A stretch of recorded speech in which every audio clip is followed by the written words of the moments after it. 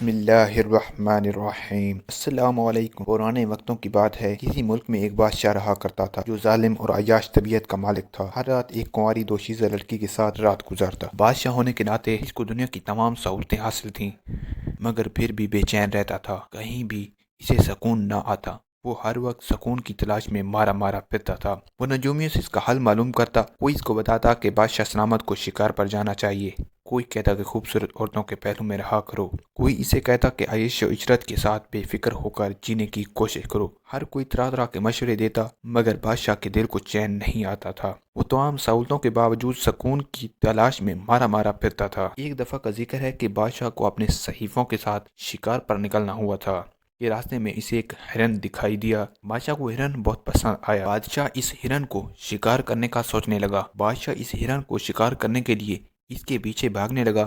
بھاگتے بھاگتے ہرن بادشاہ کو ویرانے میں لے گیا۔ یوں بادشاہ اپنے سپاہیوں سے بچھڑ گیا۔ اس ویرانے میں چلتے چلتے بادشاہ کو ایک غار دکھائی دیے۔ بادشاہ اس غار میں داخل ہو گیا۔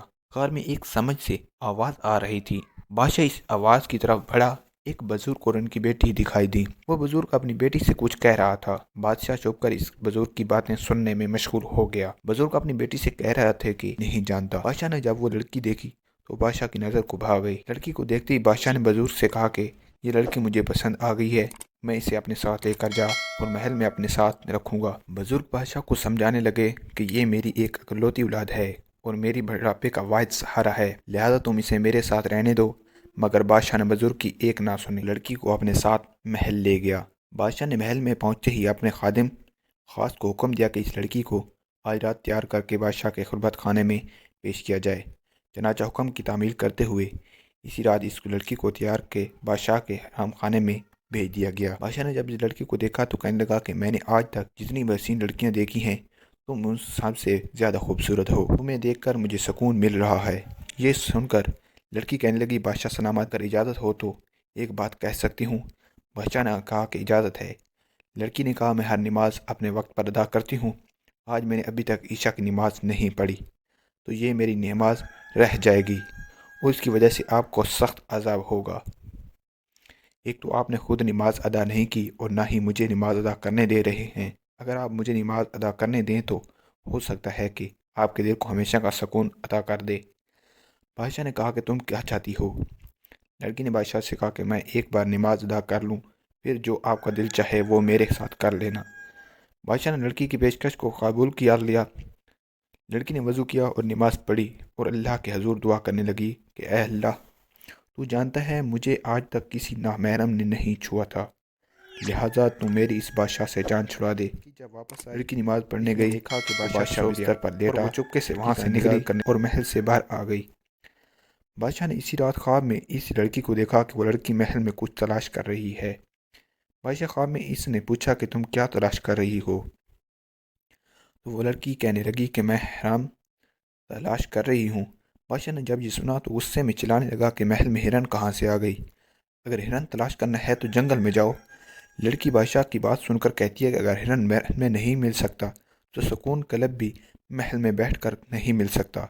آسائش میں زندگی گزار لو، لوگوں پر ظلم و جبر کر کے لڑکیوں کے پہلو میں رات گزار کر، عیاشیوں میں دن رات ایک ایک کر کے اور عیاش برے کھانے اور مشروبات پی کر رب کو نہیں پایا جا سکتا۔ اگر رب کو پانا ہے تو جنگل میں جاؤ، وہاں تجھے رب ملے گا، جا وہ تیرے انتظار میں ہے۔ اس سے پہلے ایسا نہ ہو کہ کہیں دیر ہو جائے اور موت تجھے ان پکڑے۔ یہ بات سن کر بادشاہ لڑکی کو بلانے کی کوشش کرتا ہے، مگر لڑکی غائب ہو چکی ہوتی ہے۔ بادشاہ کی آنکھ کھلتی ہے اور ادھر ادھر نظریں دوڑاتا ہے، اس لڑکی کو کہیں نظر نہیں آتی۔ وہ پورے محل میں لڑکی کو تلاش کرواتا ہے، لڑکی کا کوئی سراغ نہیں ملتا۔ اب بادشاہ محل اور دولت کو لات مارتا ہے اور جنگل کی طرف نکل جاتا ہے۔ بادشاہ بہت تلاش کرتا ہے مگر اس سے وہ لڑکی اور بزرگ دوبارہ نہیں ملتے۔ ایک دن بادشاہ یوں ہی پھر رہا تھا کہ اس جنگل میں وہی بزرگ نظر آتے ہیں۔ اب بادشاہ بھی بالکل کسی فقیر کی طرح نظر آتا ہے۔ بادشاہ فقیر سے کہتا ہے کہ آج سے کچھ سال پہلے جب میرے پاس محل تھا، دولت کے انبار تھے، لڑکیاں تھیں اور طرح طرح کے کھانے میسر تھے، مگر میرے پاس سکون نہیں تھا۔ آج میرے پاس پہننے کو ایک گندا کپڑا ہے، ایک ٹائم کی روٹی مل جاتی ہے تو دوسرا وقت فاقہ کرنا پڑتا ہے، میرے پاس پہننے کو جوتا بھی نہیں ہے، لیکن اب میرا دل مکمل پرسکون ہے اور میں مطمئن اور خوش زندگی گزر کر رہا ہوں۔ بزرگ نے کہا کہ تو پہلے جاگ رہا تھا، تیرا ضمیر مر چکا تھا اور تیرا ایمان سو چکا تھا اور تیرا دل سو گیا تھا، اب تیرا ایمان جاگ گیا ہے، وہ ضمیر کی آواز تجھے جگانے لگی ہے۔ تو ظاہر ہے کہ تیرے پاس سکون ہی کی دولت ہوگی۔ یاد رکھو، جتنی بھی بڑی قربانی ہوگی اتنا ہی اس کا اجر ہوگا، لہٰذا تم نے اپنے محل کی لڑکیوں کو چھوڑا۔ جا، میری نیکی بیٹی تیرے ساتھ نکاح کے انتظار میں ہے، کب سے بیٹھی ہے، جا تو اس سے نکاح کر لے۔ یہ سن کر بادشاہ بہت خوش ہوا، اس لڑکی کے ساتھ اپنی وطن اب واپس لوٹ گیا اور عام لوگوں کی طرح زندگی گزارنے لگا۔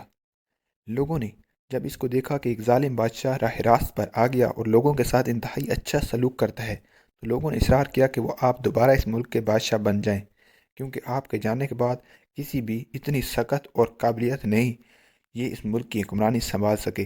چنانچہ آپ کو اس ملک کی حکمرانی کا تجربہ ہے، لہٰذا آپ دوبارہ اس منصب کو سنبھال لیں۔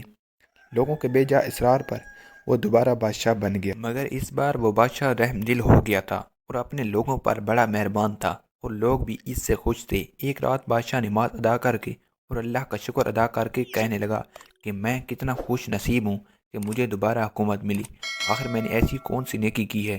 تو سوچتے سوچتے اس کی آنکھ لگ گئی، تو بادشاہ نے خواب میں ایک انتہائی خوبصورت بزرگ کو دیکھا۔ بادشاہ نے اس سے پوچھا کہ تم کون ہو؟ تو اس نے کہا کہ میں تمہارے سوال کا جواب ہوں، جو سوال تم نے ابھی کیا ہے اس کا جواب یہ ہے کہ تم نے اس لڑکی کو جب اپنی آرام گاہ میں طلب کیا تھا اور اس نے تم سے نماز پڑھنے کی اجازت چاہی تھی اور تم نے اس کو اجازت دے دی تھی، تو اللہ کو یہ بات بہت پسند آئی اور اللہ نے تمہیں وہ لڑکی بھی عطا کر دی اور حکومت بھی عطا کر دی اور دل کا سکون بھی عطا کر دیا۔ دوستو، قرآن کریم ہمیں یہ بتاتا ہے کہ انسانی دل کا سکون آرام اللہ کی یاد میں ہے، بے شک روح کی غذا اللہ کی عبادت ہے۔